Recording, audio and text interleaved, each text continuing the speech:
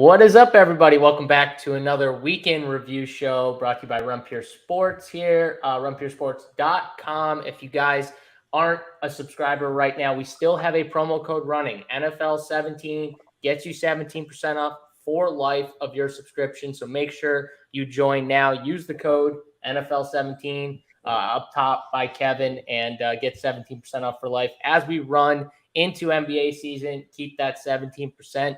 And let's go. We're ready to go. We got Kevin Falcon here, the richest man on screen right now. Kevin, how you doing? Doing well.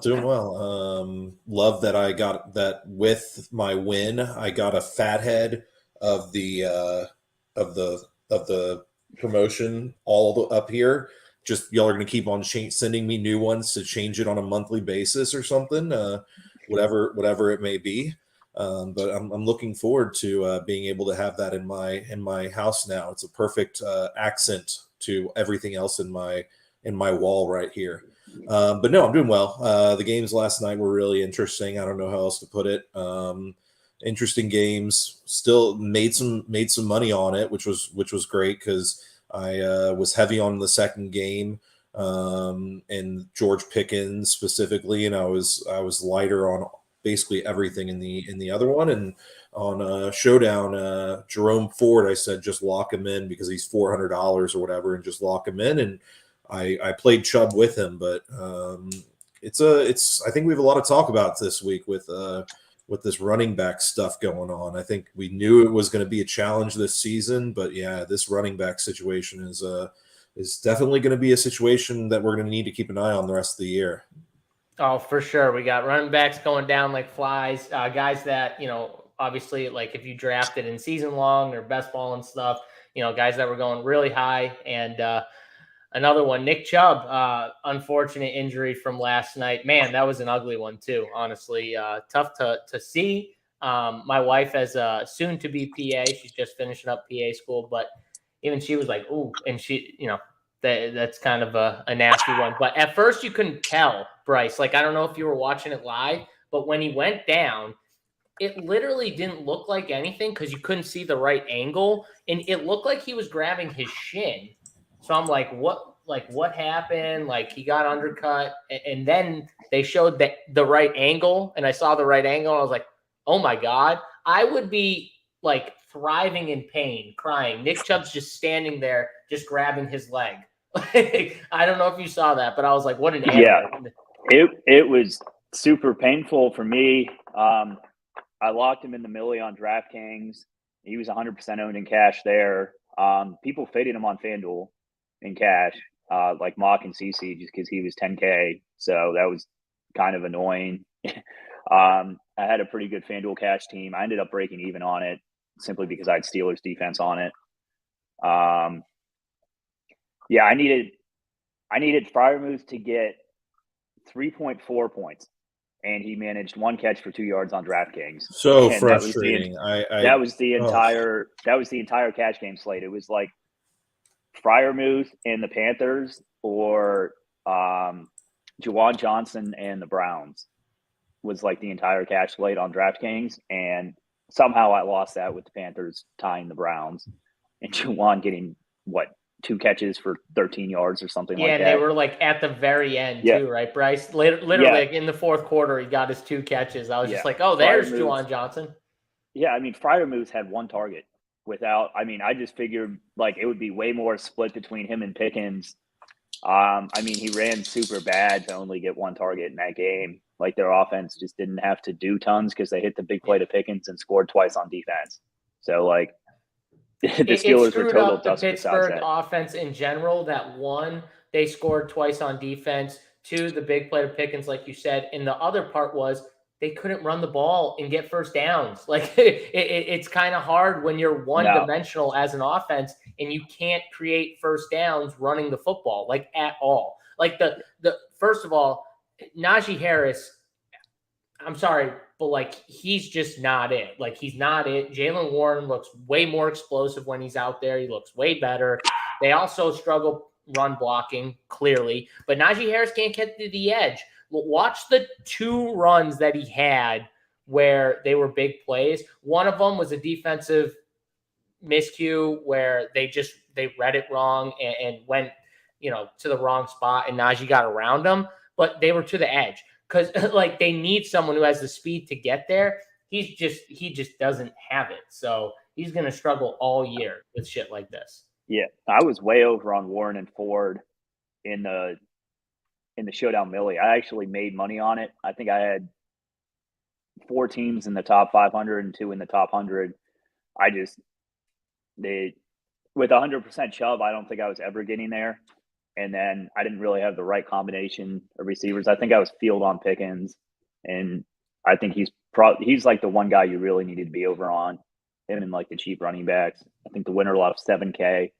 I didn't have a salary floor for the games because it was such a piece of shit 2-game slate, and pricing on DraftKings was so soft. But we get to run it back next Monday with 2 games. Pretty good fantasy games compared to what we had this week. Yeah, for sure. We knew it though coming in. We knew those games were everyone going to knew these games were going to underperform. be super ugly. I will say though, like, Nick, you could have won the million on DraftKings with Nick Chubb on your team. Yeah, so, like, just because you locked Nick Chubb, it wasn't like completely over just because of the way the slate went. And a lot of the guys that smashed were like really low owned. Like Jerome Ford was 2%, Adam Thielen was 9%. I had 20% Jerome Ford, which is what let me make money on the slate, or not on the slate, but on that tournament overall. Right. I love that you have to throw the ball or something like that while you're on this show doing. It's just my fiance and I just had a meeting with life insurance, and she's still there. I ran back to do the show, so I didn't have time to take Mateo out before. So he's a little rowdy. He's amped up. He's amped up right now, so you got to keep him occupied. There's no football for today. I mean, it's better than him barking the whole time. Yeah, for sure. See, Tony, this is what you get to look forward to as a soon-to-be dog owner. All right, this is what you get to look forward to if you're watching the show. You get to entertain your dog while on a show. It tests your show skills, by the way, to be able to do 2 things like that at once. So we'll see what Bryce has. I will say Carolina is going to be a hard team to figure out all season. Is kind of the thing I got out of this game. How are they hard? They're easy. They suck.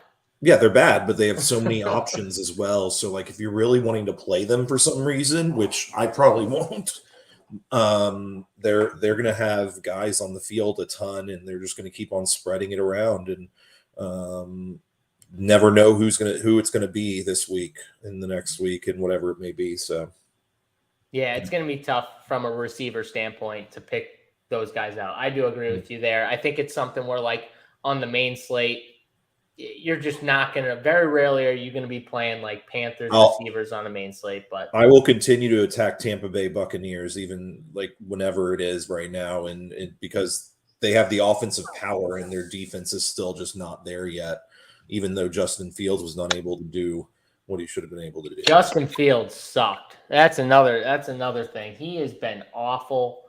Like, literally, you would think there'd be another leap from last year.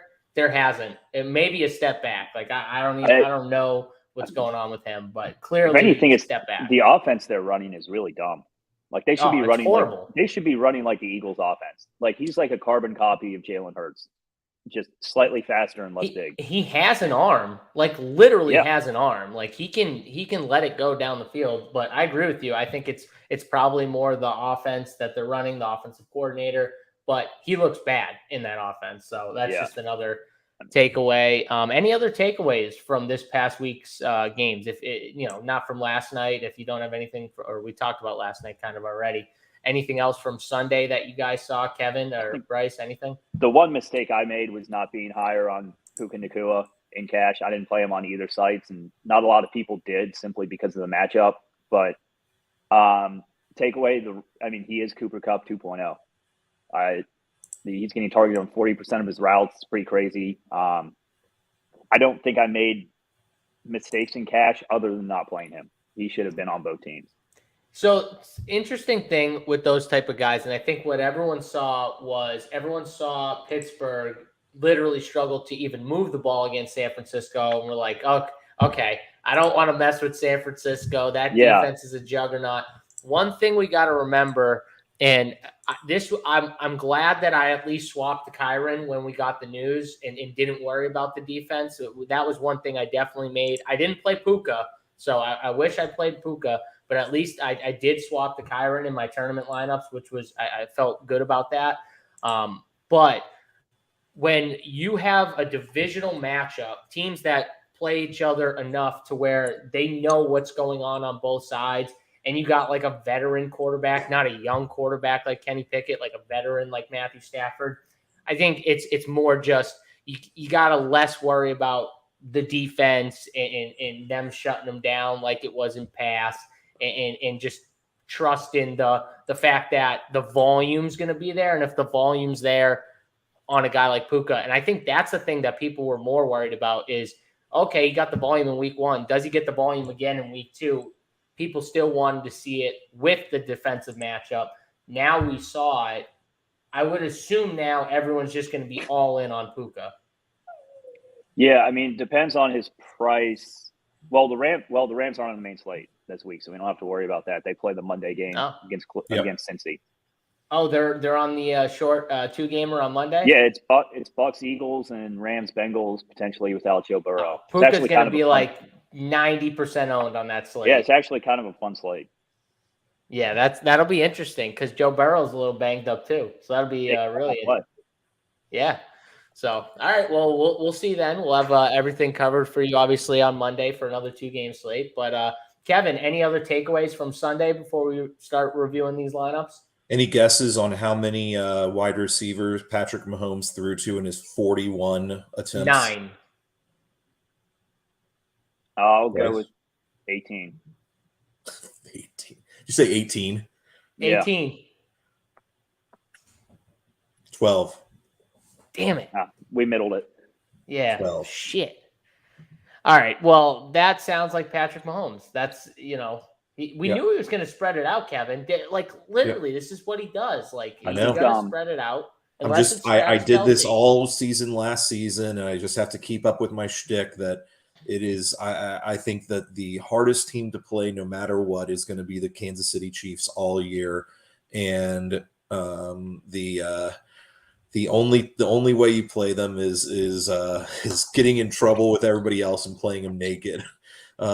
Is really the only way that I'd play Patrick Mahomes in my structure of a 1-3. Like, again, I'm playing differently than everybody else, but it'll be hard for me to play Mr. Mahomes any other way than than playing him naked if I'm going to play him in a I think matchup. you can play Kelsey. I played Kelsey in cash this week, and that drop touchdown really ended up costing me the slate at the end of the day on DraftKings. So that was kind of tilting. Kelsey, I mean, we'll get into this, but I mean, he only converted, I think, 60% of his targets this week, and he's like one of the best in the NFL at converting targets into fantasy points. So that was kind of tilting. But well, Kevin, as someone who ships 300,000 on slates with naked quarterbacks, you would be the expert in running your quarterbacks with no pass catchers on your team and winning. So if you want to play Pat Mahomes naked, I would say that you are the expert on it, and I will just kind of go towards Kevin when it comes to if I need to play a quarterback naked, because you did ship 300. I don't want to lowball you here. What was it? 320,000? 332 something. God, I still lowballed you. See, that's right. What happens when you're that rich. But here's the lineup up on the screen. I wanted to show up the full DraftKings lineup here. And Kevin, I know you talked about it yesterday. For people who might not have seen the show yesterday and are watching, do you want to just give like a quick how this lineup happened? Because I know there was some fumbling going on with the lineup based off of some late news that came with like 10 minutes left. Yep. So on Saturday night, my build was completely different. So I play 3 lineups on DraftKings, enter them into the single entry in 3 max only, and equal them out. To be honest, I don't play them in like one of them's my single entry, whatever.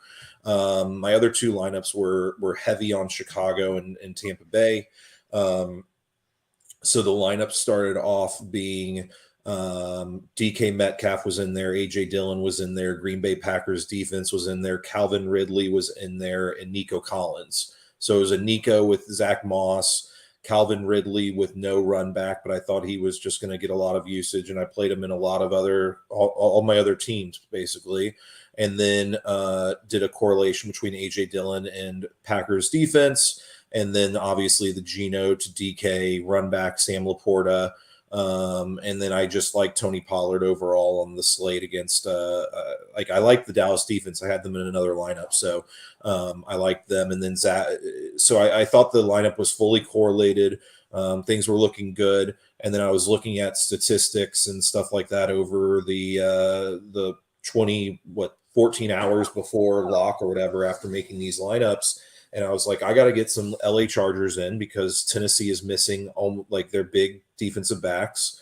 So, and then I'm playing too much Calvin Ridley. And I ended up making switches where I went heavier on Chris Godwin and lighter on Mike Evans. So I wanted to make sure I got Mike Evans on his own in a lineup. So I did it started off with just a simple 2v2 where I went from, to Mike Evans. By the way, yeah. I don't mean to interrupt, but on the Wood Show, I talked about it. Chris Godwin, double condom play. Mike Evans, the true GPP play. Yeah. That was on the Wood Show. If you missed it, you can go back and check it out. But I did talk about this. Mike Evans has absolute upside. Chris Condom, I almost called him Chris Condom. Chris Godwin literally is like the cash, like get you 15, never is always going to be like the higher owned guy for some reason than Mike Evans, even though Mike Evans just has it's because of the floor, obviously. Sure. I get it from a pass catching standpoint, but like Mike Evans just has the ultimate upside that literally breaks slates. And if you watch the game, he caught like 2 deep balls where like he got tired. Like you watched him on the field, like it was so hot, everything. So they were all cramping. A lot of players were and stuff like that. And I get it. But man, he was running so hard that like he'd get caught and then he'd have to come out of the game for like 3 or 4 plays because he was exhausted from those deep catches. So like he could have even smashed even more than what he did on it. It was just so damn hot there. And he was just constantly cramping, I think. But keep going. Yeah, so I went from Ridley and Nico Collins to Mike Evans and Mike Williams. That was the 2v2 in the morning. And then at 11:52 Central Time, 8 minutes before lock, we got the news of Cam Akers. Again, I have timestamps of when I grabbed it and stuff like that. And Cam Akers being inactive meant that Kyren Williams was he was. I might just stick with this nickname. This nickname's pretty good. I'm not gonna lie. It was an accident. I wish I did it on purpose because it would sound a lot better. No, it's sticking. It was totally an accident, but it's definitely sticking now. So, anyways, I went to Kyren Williams was a lock for me at that point. Like, not even a question in my mind. I've seen, we played him all the time last year on showdown slates and stuff like that because we knew what he was capable of, and the price tag plus what we saw the week before, the fact that they have no other running backs really on the Rams right now that are ready to play. He was just a lock for me. So I alerted everybody, made my lineup changes, and honestly, Keenan Allen, I then wanted to prioritize Keenan Allen, and I wanted to prioritize the Cowboys defense when I made those changes. And so DK Metcalf went away, and I was able to do the 2v2 at that point of getting Kyren Williams and the Cowboys defense in that spot. And again, Mike Williams was left in there, and Keenan Allen was left in there. Again, I've said the 2v2 a million times, but I would have gone if in the short amount of time, if I was limited on my time, I would have gone from Mike Williams and Tony Pollard to both of the wide receivers for Seattle. If I was building in a really time crunch spot where DK and Tyler Lockett, it would have outscored this lineup by 4 points or something like that. Anyways, I would have won more money. So people can continue questioning how the build happened and stuff like that. I've been trying to be honest on Twitter and stuff like that and really provide what my thought process was and talking about it on here. It happens, guys, and I'm one that listen. I'm sorry. Anyone who's played DFS long enough, we've all made mistakes, had errors, whatever happening. So it happens, right? Yeah. Bryce, you've been playing DFS I for think the pretty damn long, right? the most important part is that Kevin reacted to the news when like no one else did. Like you can see Right. Kyron 6%. Like I considered Kyron in cash briefly, and then I was like, fuck it, he's playing the Niners. Like that, I'm not 100% sure that was an error. In any other matchup, it might not have been. I mean, he ran pretty good, but I mean, a back that's going to get 100% of the work at 5K. I think, Bryce, if I Josh, told you, and I didn't know this for a fact, so I couldn't have told you this before, but if I told you before the slate, I know for a fact Kyron's going to play 100% of the snaps, or just about 100%. You play him in any matchup. You would have locked him in cash, though, is my point, right? Yeah, he was more expensive on FanDuel. I think on DraftKings, the correct move was probably to play him and Puka. We'll go over this when we review even Zach Moss. If I told you Zach Moss was playing all the snaps, wouldn't you have played Zach Moss in cash 100%? Yeah, I would have against the Texans. I think you just would have gone. Well, I think you would have gone 3 super cheap running backs. Yes. I think you would have played Kyron, Moss, and Kelly. Yeah, in cash, I 100% agree. And I think AJ Dillon could have been thrown in the conversation there as well to an extent. But again, I want to be like you saw 6% on that one. That was a 700 entry, the qualifier for the live final. I pulled up the other two that I like to look at. He was 2.2% in the Millie Maker, the $20 one or whatever the largest Millie Maker was on DraftKings. He was 2.4% on the largest single entry tournament, which is the $100 SPY, 5,500 entries or whatever. 2.4%. And again, I was of the opinion that he was just not even it was not even a question to me. He was just a guy that I had to play. And I'm glad I was around for the news. Like that's the big thing, and that's the thing is. If and you're I'll around give for the Kevin news, credit because he beat me to it. He added everyone in our Discord before even I had a chance to say it, and I was just like, "Oh, perfect." Kevin had it, and I just kept going because he was like, "I'm playing Kyron Williams. He's the best play now. I'm locking him and just moving on." And he was right on it. So that's another advantage to being in the Discord is we have so many sharp guys, and somebody is gonna react to the news and help you guys out.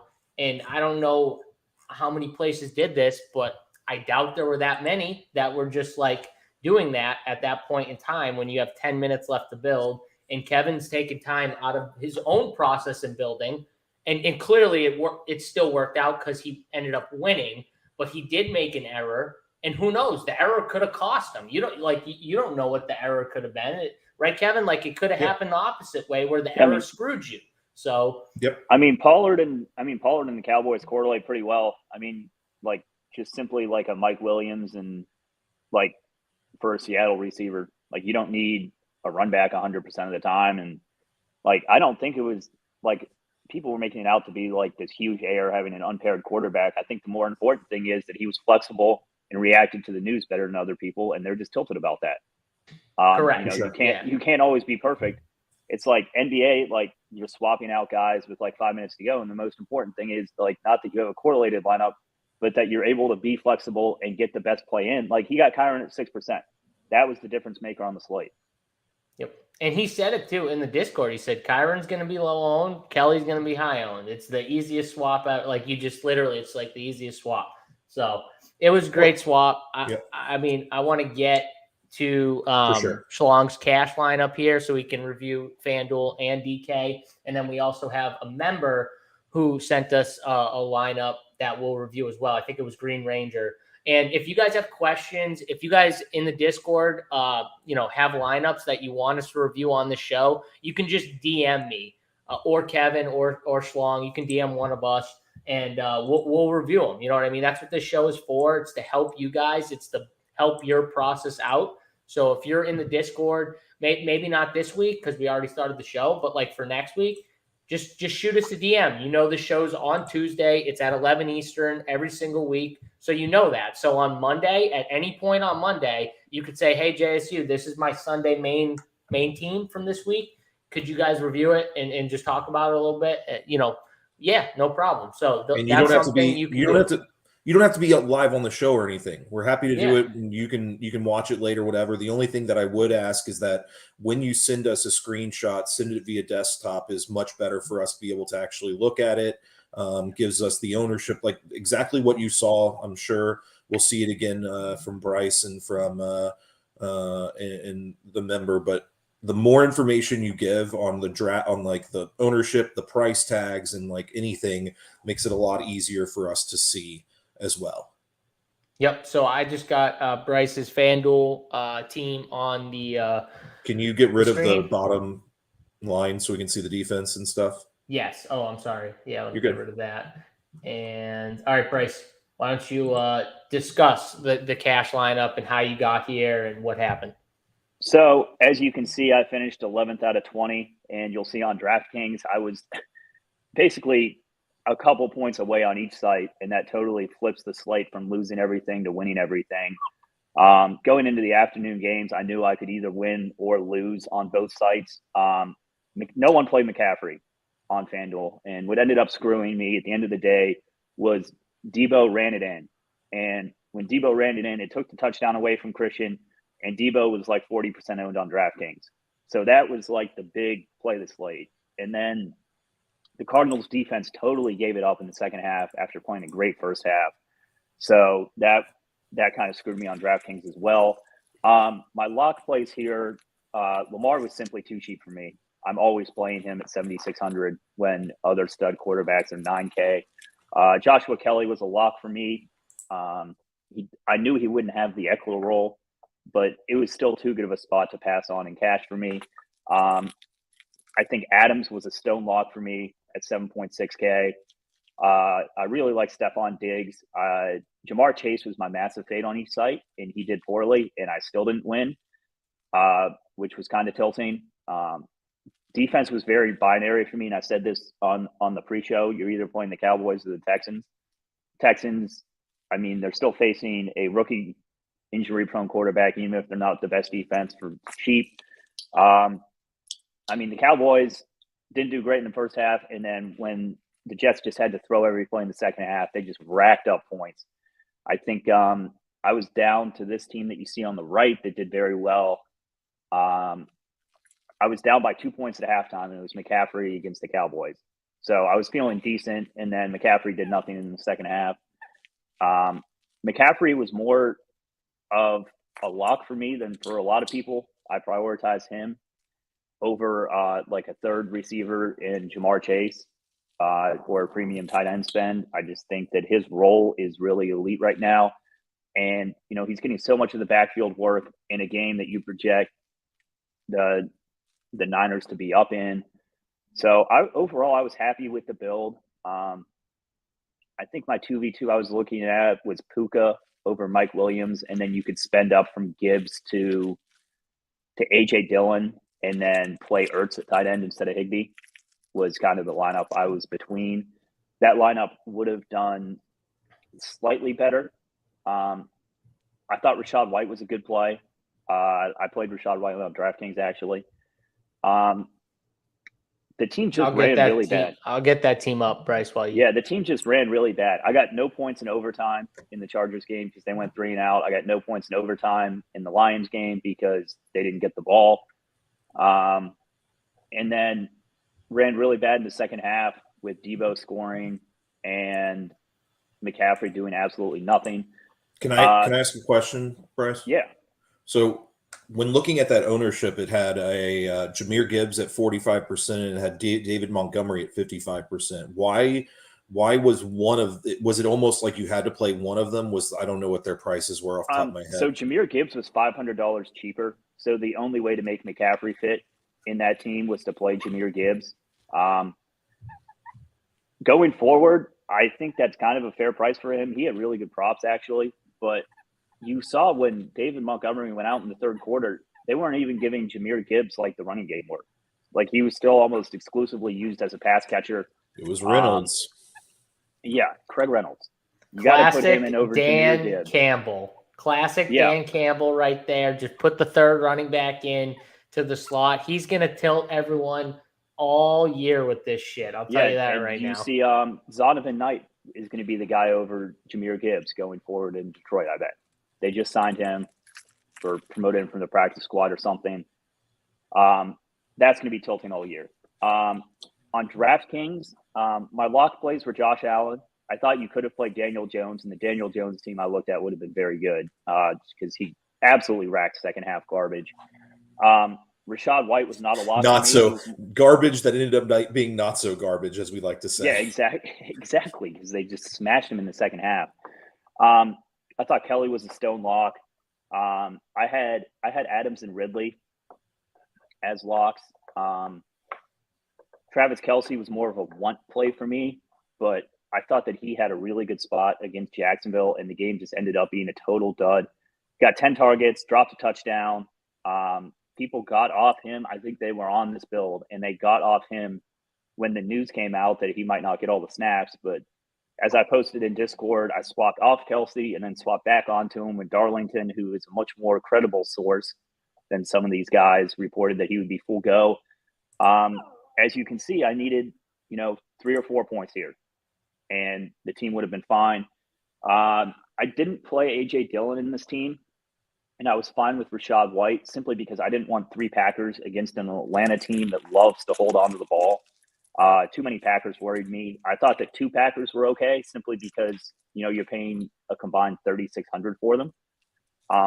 But in retrospect, I think I should have definitely gotten up to Puka off Musgrave and then gone down at quarterback from Allen kind of the build. Sean said this, Bryson. I want you to answer this question. He said, I wouldn't have played Allen without a receiver in cash. So talk about that a little bit and how that it's a cash game. I don't care about having Allen paired whatsoever. That does not enter my thought process. It's simply the highest projected team. You need no correlation in cash games, especially with the running quarterback. Like Allen only had 7 rushing yards, but he has tons of rushing equity every time he plays. I think he probably averages with touchdown equity about 6 points on the ground a game. So, you definitely don't need him paired to get there. I figured that was the point. This is a cash game. I'm not worried about correlation whatsoever. If it's a tournament, I think Allen's one of the few quarterbacks that you could potentially run naked. But even then, I still wouldn't do it. I would definitely have him paired in tournaments, either with you could have paired him with Kincaid, who's super cheap. You could have paired him with Diggs, who is more expensive and gotten off like Calvin Ridley. I thought Calvin Ridley was a lock at 7.2K, and he did absolutely nothing this week with his targets. He also didn't maintain the target share we saw in week 1. So that was kind of disappointing. Christian Kirk was a smash this week. I really thought he'd be higher owned, to be honest, at 7.2K. I thought that was a misprice. And he should have been up in like the Stephon Diggs range. I like the Cardinals defense more than the Raiders defense. A lot of people played the Raiders as a full punt. The Cowboys were really hard to get to on DraftKings. And you saw the Cardinals upside in the first half. They almost had a pick 6. Daniel Jones is pretty high variance quarterback. Like he'll take sacks, he'll throw picks, but he's also a great fantasy player because he runs so much. So yeah, I think looking back, I think the mistake I made was probably not playing him and Puka over Allen and Musgrave. I'm always fine at spending down on quarterback. I just didn't think that Puka was a necessity, and in hindsight, that's really bad. I paid for it. I almost sucked out and got a good second half here. Debo was 40% owned. So that touchdown really hurt. I would have won in this contest without that. McCaffrey was not very high owned. And I think we talked about it. Just playing all the 5K running backs, and you could even throw Rashad White into that conversation. He's kind of a bell cow now as well. Just playing all the cheap running backs and then, getting up from Musgrave at flex was probably the play, or paying down a quarterback to get Puka in. Puka's role, his touchdown equity isn't great on FanDuel, like going forward. 5.8 was still too cheap for him, but like say he's like 7.5K, like I'm always going to be more willing to play him on DraftKings when he's getting 15 targets. He got like 30 some points without scoring a touchdown. Yeah. That's kind of You crazy. would think Not though the not price is playing going him to on go up DraftKings like was bad. that. Well, the Not price playing is on. going to go up now, so we Oh, already the price missed is the going to boat go up on like crazy. Puka. Yeah, we missed the Yeah. boat on Puka, but the mistake was not realizing that he had the Cooper Cup role and was going to keep it. I thought that was kind of up for grabs going forward, and it was not whatsoever. I think the injury too, the fact that he was questionable, like a little bit, maybe people were a little worried about too. So that's another good point right there. But Any guesses on what his price is on the 16 game slate? So like the Thursday to Monday slate. $7K. On which site? DK. I haven't looked at FanDuel yet. I'll go look in a second. On DK, let's see. I think we'll go with 7.5K. I'm gonna actually go 6,900. Keep Okay. on brand in this show. 6,100. What? Again, that's on the 16 game slate, so I don't know if they'll change it for the 2 game or anything like that. He's going to be a lot. He's going to be a lot more expensive on the showdown targets. For sure. He had 20 targets, and he had 15 week 1. Yep. I mean, he's the highest targeted receiver in the NFL. Let's see. That is insane. Highest targeted receiver in the NFL, and he was going undrafted in probably 50% of your drafts. If you played best ball, I think Underdog showed it. There was 56,000 drafts or something. He got drafted in 17,000 of them. Right. So it's really interesting with Puka. I do have I think it was 10% Puka on both DraftKings and FanDuel, which is not bad, but. So JSU, you were correct on FanDuel, though. He is $6,900 on FanDuel in the 16 game slate. The 6.9K. Look at that. That's telling you something, people. Lock them in on FanDuel. I might play the 16 game slate just out of respect. Play Puka and lock them in. No, you won't. I might. You won't. No, you won't. I think I might, Kevin. I might just do it. But all right, we got to get Green Rangers lineup in here. Hold on, let me find it real quick. Yeah. The one thing I do want to say is I think that the for Bryce the thing, and you can use it on tournaments, but I think that we need to really consider who are the stud wide receivers in regards to really focusing in on them for I must play them, because I saw you did mostly a stars and scrubs build with the wide receivers and tight end type of position. And I think it really requires evaluation on what is a stud receiver and what is a stud running back, that they are valued at that level. And I only think that there are 2 wide receivers that fall into the category of I'm willing to pay up for them no matter what the situation is. And I'm going to try my best to force them in. And that's Justin Jefferson and Tyreek Hill for me. I don't know if y'all disagree, but those are the 2 guys that I would be really working towards getting them in whenever I could on a cash build. And again, I don't build. The problem is they weren't on this slate. No, that's what I'm saying. Yeah. That's what I'm trying to say. Agree with you 100%. One of week 1, I jammed them both in. Those were my 2 priorities. We reviewed those lineups. I had a really good week 1.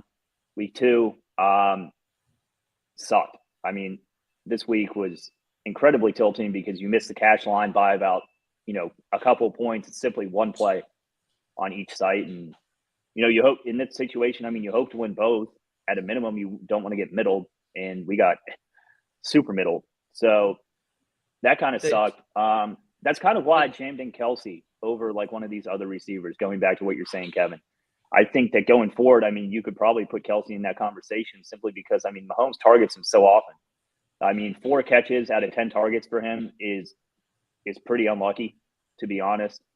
And he dropped a touchdown. The touchdown would have. And it's his first game back off an injury too, and he just peppered him with 10 targets. So that tells you. Mark Glass is saying he's thinking the same about Smith. I'm trying to think who is Smith that I'm blanking on. What, Devonta? Maybe Devontae Smith. I don't know. Who? Yeah, who are we talking about, Mark? Let us. Devontae Smith. I don't know. He'll let us know. Yeah, Mark. Who's Smith? I agree with you 100%, Kevin, and I'd add McCaffrey to the mix. Those are the 3 for sure. players. Those are the 3 elite guys. I think that Adams could have approached it this week, to be honest. He had a really bad matchup week 1. I mean, he was smashing at halftime and got no targets in the second half when they were trailing. It made absolutely no sense to me. Yeah, that was weird. That was weird because he Yeah. smashed in the first half, like you said, and And just then the did nothing Jamar late. Chase situation, I mean, I was okay with fading Jamar. And I mean, he threw up a dud. I mean, the Bengals just look awful. Higgins think was the one who went off, I think, right? He had 2 touchdowns, didn't he? Who? Yeah, T. Higgins? T had a game. And normally, when one of those guys goes off, the other one has a dud. Normally, And they're not both super expensive. It's not like you can pair them together easily. right. Yeah. So- Normally, though, you don't want to pair them together anyways. You kind of just want to pick one of them if you're going to go there. But I think the shocking thing for me from both those cash lineups, 2 things. On FanDuel, David Montgomery was 55% and Jahmyr Gibbs was 45%. That's kind of surprising just because they're on the same team. They both have the same matchup. I get that they were both cheap. It's just surprising to me that both those guys were that high owned. And then I'm kind of surprised that what was Debo's ownership in cash on DraftKings? 40% in high stakes.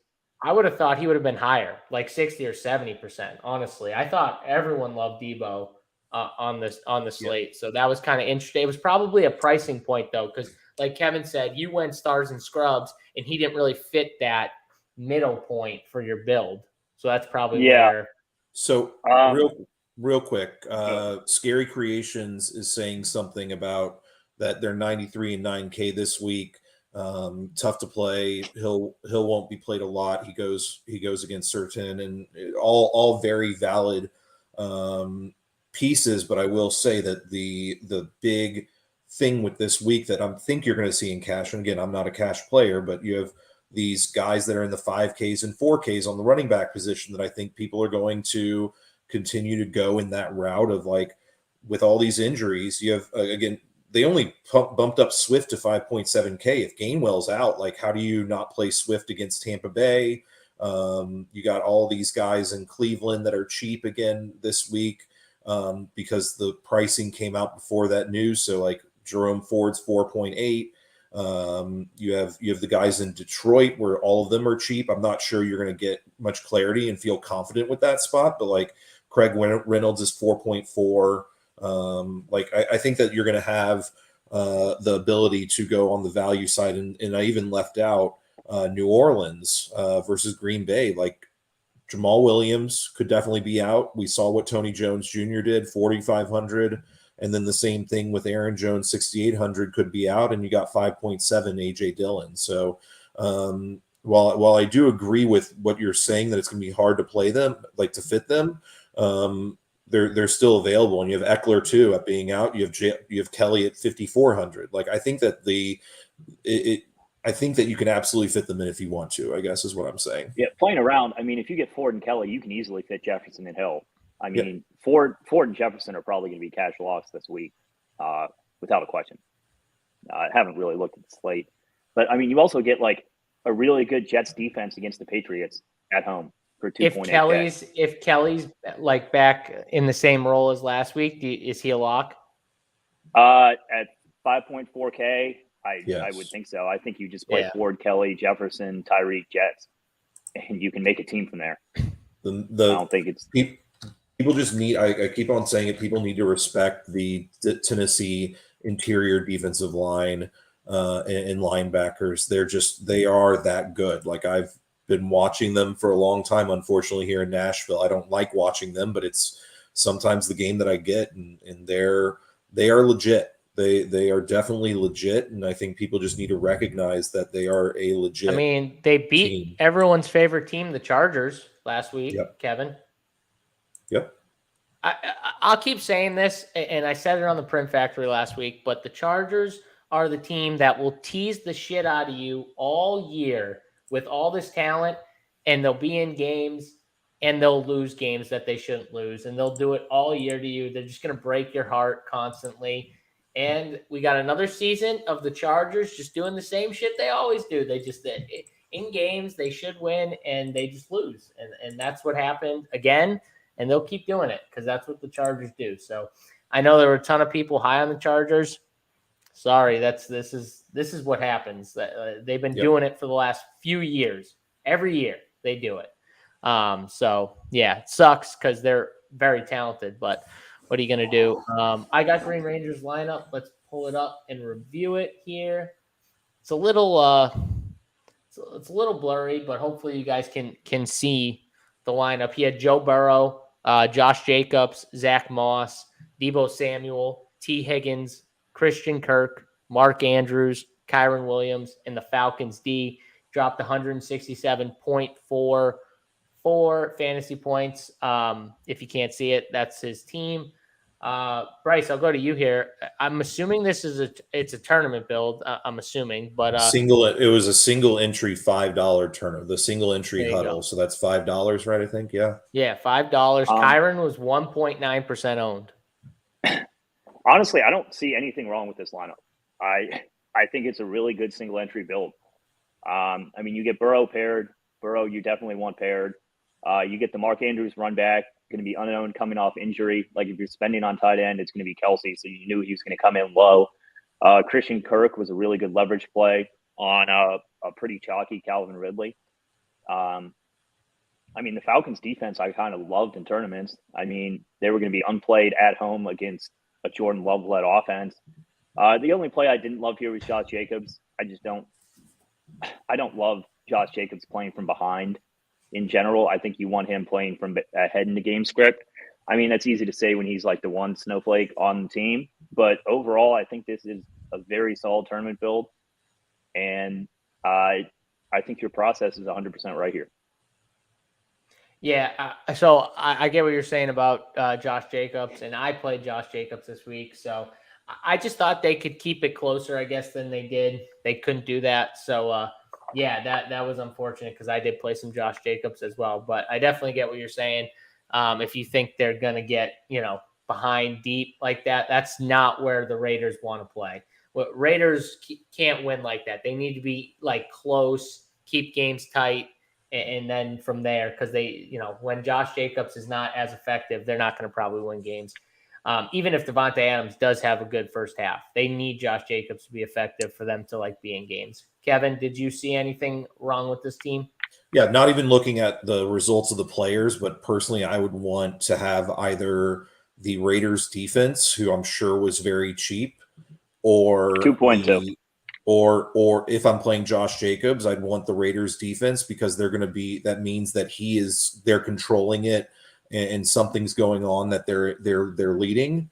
Or I'd want a run back of a wide receiver for the Bills because that means that the game's either that Josh Jacobs has taken over the game and the Bills are playing from behind. Is what I would say. I have no issue with the players that he picked. I think that we overlook what stacks and runbacks look like, but I will continue saying it's the easiest way to win in these situations. Again, I didn't do it, unintentionally, but I do think that still runbacks and correlation is the best way to win in DFS when you're playing GPPs. So I would want to have correlated the Josh Jacobs play because he's your most expensive player you have on that lineup, and there's got to be some way for him to do well, except for just saying he's going to do well. Yep, that makes sense. I mean, I'm with you guys that I don't really see much that I would change. Again, I would probably have paired one of the defenses with the running backs, yes. But I didn't mind Atlanta's defense. I probably would have found one of those. But outside of that, I think this lineup is fine. I don't have any issues with it whatsoever. But Jordan Love got brought up, and I just want to throw out one thing with the quarterbacks. Kevin, 3 quarterbacks right now have the most touchdown passes through the air. Who are they? Through 2 weeks. The most touchdowns. Kirk Cousins. That would be one. He's number 1. I guess Jordan Love's number 2. Correct. Number 3. Everyone hates him. They all think he's washed. I did not know the first two, but I think I know this one because I have him Who in is it, best Bryce? ball on the 50K. Who is it? Russell Wilson. You got it, Russell Wilson. So the three guys with the most TD passes right now after 2 weeks, Kirk Cousins 1, and then Russell Wilson and Jordan Love are tied for 2 with 5. So Kirk Cousins has 6 fantasy points. Kirk Cousins is 1. Jordan Love is 2. Justin Definitely not Herbert, 3. Geno, Sean. Definitely not Geno. Geno had a terrible first week. Yeah, Russell Wilson's 4 and Patrick Mahomes 5, just from a fantasy scoring.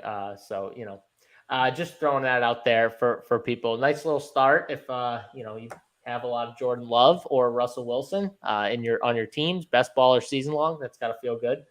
But I think we talked about this lineup. And again, guys, if you have questions, throw them in the chat. If you have lineups you want us to review going forward as we do this show each week on Tuesday, just like I said, hit me up in a DM in Discord. Send me your team, preferably on desktop is the easiest way to do it. Take a screenshot on your desktop of your team and then send it to me, and we'll definitely check it out as we go here, just like we did with these guys' lineups, Green Rangers lineup. I'll just throw my lineup out there because, it was fine. This was so I had 3 builds on DraftKings in that 5-5-5 in that 5-5-5 milli. And hold on, let me just pull this up.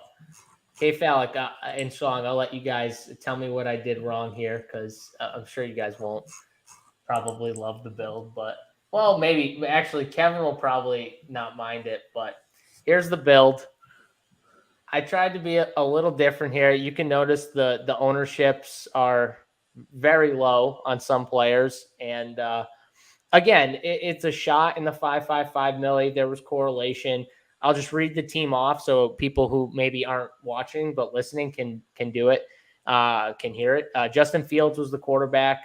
I had Rashad White, Kyron Williams, and Roshan Johnson as my 3 running backs. And then I had Darren Waller at tight end, DJ Moore to also pair with Justin Fields and Roshan Johnson. And then I had Mike Evans and Deebo Samuel to round the team out with the Cowboys defense, who I just thought was by far the best defense with upside in tournaments. So, again, a lot of lower owned guys. I tried to, correlate, bring back while being somewhat unique. What do you guys think? Kevin, what do you think of the build here? I love the build except for Roshan, which would have then taken me off. I'll explain the Roshan play. No, I get the Roshan play. I understand what we saw week 1, but it's just they have a lot of running backs. They didn't because they deactivated one. But who did they deactivate? I'm freaking Deonta Foreman. He didn't play. Yeah. So Bryce, I'll let you talk about it and then I'll explain it. But yeah, I thought it was a pretty good team. I liked Roshan this week at almost no ownership. Obviously in retrospect, like a Zach Moss would have fit really well in this team simply because you don't need Fields paired with like a running back. You already have him paired with Moore. And, if he's running him in at the goal line, like Roshan's he's not a bad pass catcher, but they just don't throw to the backs at all. I think that's probably the only change I would have made to this. I mean, it's obvious. It's easy to sit here and play Monday morning quarterback on it. And so to be clear, Zach Moss was in this lineup before, and I did change it to Roshan. That was the team. Before we got the Kyron news, this was Josh Kelly, which you can see clearly. It was just like an easy swap to swap. Just from an ownership standpoint alone, I was like, I gotta make this from an ownership standpoint alone. Just because I was trying to get a really unique type team for this millie. And the Roshan play, I think the Bears suck. I think the one thing that is clear is when the Bears are down, they'll use him in the 2-minute drill. And if you watch the end of that game, they had 2 chances for 2-minute drills pretty much because they turned it over and Tampa's defense scored a touchdown. So they had another chance. In both those spots, Roshan Johnson was in. And I think those are very high level. If you watch week 1, he got garbage time at the end, caught 5 passes on 6 targets. And I thought that was a chance here. And with Deontay Foreman deactivated for this game, I was like, oh, he might get a little bit more work earlier in the game as well. So not only was it a pairing, he was low owned. Obviously, in retrospect, would I've liked to have Zach Moss on this team instead? 100%. If I knew Zach Moss was I thought he would play a lot. If I knew he was going to play as much as he did, I probably wouldn't have made the swap. But I didn't know that, and I took a shot. Didn't work out, but I still had a chance. I was up there, and that's all you can really ask for kind of in the end. A little bit more from Fields would have been nice. Like he squandered a few different opportunities, not being able to move the ball, which kind of hurt. And DJ Moore missed on touchdowns, like just being out of bounds twice. Yep. So some unfortunate things happen. Those are tournaments. But I had a shot and came up short, but I like this team. It was a solid build. Before we head out, I have a question. How much do you think Sean McVay had on the game that he decided to kick a field goal with 2 seconds left? I don't know if he had a lot on the game, but he knew somebody who had something on that game. I'll tell you that. Had to have a lot of money on it, or somebody had to have a lot of money on it. He's like, I got to kick this field goal with 0 seconds left. Yeah, literally no time left on the clock, just to cover that spread for the boys, or who knows what it is, but. Yeah, it's tough. Weird things happen, man. A lot of weird things happen. We didn't even talk about, too, by the way, the clear hold last night, by the way. Clear hold on Donovan Peoples-Jones. That just was not called. Ref is literally standing right there, too. Like clear vision, to make the call and doesn't make the call, I thought was crazy. Just absolutely crazy that wasn't called. And maybe it wouldn't. That tilted me. No end, because I needed more points in that game. I just don't. The cash lines were so close. Like if the Browns score there, decent chance Freiermuth gets a check down. I win. I had Watson. Correct, because then you're getting. I had then you're getting the Kenny Pickett. More. Then you're getting the Kenny Pickett drive back. I'm just tired of the BS of it's okay to keep your flag in when it's late in the game. Like I just don't understand how that's become the norm. And players know that because players are smart. So they're going to realize that and be like, oh, they're letting me get away with more at the end of the game. Well, shit, at the end of the game, I'm just going to grab a hold of the jersey and hope they don't call it. Why wouldn't you do that if you're a defender? I mean, after Chubb got hurt, I literally just turned the games off because people faded him on FanDuel and I had him 100% in the millie. So I woke up this morning and I'm seeing highlights and I'm like, how the fuck is this not a flag? Yeah, it was crazy. It was literally crazy how that wasn't a flag. You couldn't have had a more clear hold in a ref in the perfect position to make the damn call. Like sometimes they're not in the best position. They don't see something. It happens. That was not the case. The ref is literally right there, like in total perfect position to make that call. Didn't make the call. That was frustrating. If you're on the Browns, that had to be frustrating, but Steelers got it done, and, credit to them for getting it done. Deshaun Watson sucked, too. I mean, people will talk about Kenny Pickett not being good. Deshaun Watson was awful in that game as well. So both the quarterbacks were not good in that game. It just so happened that one team had 2 defensive touchdowns, which honestly was the savior for them to be in that game. But it happens, and we move on to Thursday night, right, Kevin? Thursday night football. Who do we have Thursday night? Is it a good game? Tell me it's the game. Giants against the 49ers. Oh, my God. Giants without Saquon. Who's home? Yep. Are the Giants home? Tell me no, oh, God. This is going to be so 5-1 builds for the win. Some people probably don't play 5-1 builds, but San Francisco 5-1 builds might be chalky. This is the exact spot I never play a 5-1 simply because I think they're all going to be overowned, and I'll max it to 4-2. Massively overowned. Yeah. Yeah. Like make the rule too, right? I love fading 5-1s in this situation and going way over on Daniel Jones. Yep. Is typically my showdown strategy here for GPP, obviously. For cash, different story. Mangone and I will have to cash stuff out later in the week. We get our boy. We finally get the guy in. I'm really excited. Eric Gray is going to be getting some playing time today.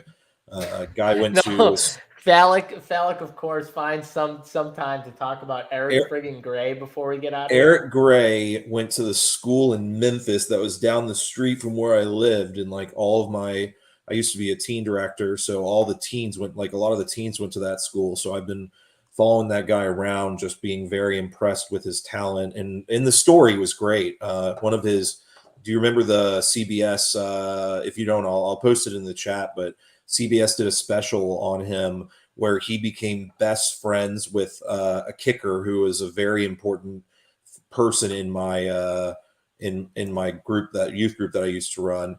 And they started donating money for every single kick that went through the uprights on extra points. And like Eric Gray scored like 60 touchdowns or something stupid, and they donated it so much more than they ever thought they would to St. Jude, I believe. I'll post the video, but it was a really cool video that CBS put together for one of those 5-minute videos that they do on Sunday morning kickoffs and stuff, or whatever. Yep. They did that for Eric Gray, or maybe it was a Saturday night game or Saturday on game day. I don't know. It was good. Yeah, that's awesome. Well, okay. That's Eric Gray. Maybe he's the play. We've seen backup running back smash the last couple games. So who knows? We can get another backup running back smashing here. If you guys want all the content, get over to Run Pure Sports. Use promo code NFL17. Get 17% off for the life of your subscription. As long as you don't unsubscribe, you keep that 17% off going forward all the way through. Hope you guys enjoyed the show. Hit the like button on your way out, as this is a free show. Please just hit that like button, subscribe to the YouTube channel, and we'll catch you guys next week. 4K Phallic, Third and Schlong. I'm JSU.